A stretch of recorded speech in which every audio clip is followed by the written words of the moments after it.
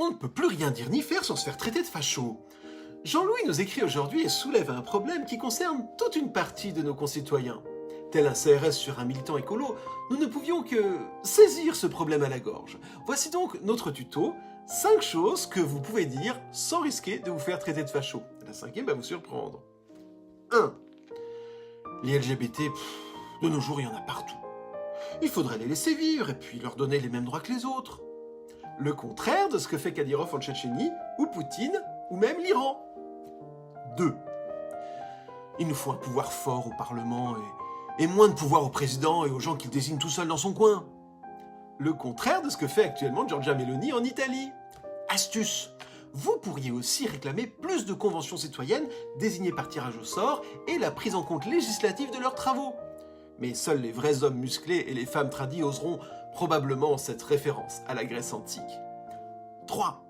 Les gens qui traversent la Méditerranée dans des rafios pourris, ce serait bien qu'on arrête de les laisser se noyer. Question de charité.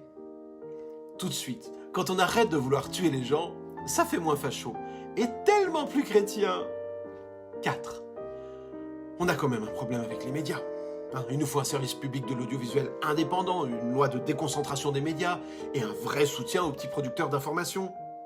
Le contraire de ce que fait Viktor Orban en Hongrie. L'information, c'est le pouvoir. Reprenez le pouvoir. Méfiez-vous des chaînes télévisuelles privées et gratuites. Au contraire, achetez la presse pour ne pas qu'elle soit vendue. Ne scrollez pas pour la 5e. 5. Je vote le Front Populaire. Ne scrollez pas. Cette sortie est un peu audacieuse, j'en conviens, mais possède un double avantage. En plus de vous permettre de ne pas passer pour un facho, elle vous permet de les détecter. En effet, si en entendant cette phrase, une personne vous traite de matrixé, d'anti-France ou même, c'est rigolo, de facho, vous pouvez être certain d'avoir affaire à un fasciste ou à un proto-fasciste. Pratique. Voilà, pour ne pas vous faire traiter de facho, le plus simple est donc de ne pas poser des actes ou de dire des choses relevant d'une idéologie fasciste. Plus simple à dire qu'à faire, n'est-ce pas, dans le monde d'aujourd'hui? Mais courage, montrez que vous n'êtes pas si facilement sensible à la propagande de milliardaires fondamentalistes religieux.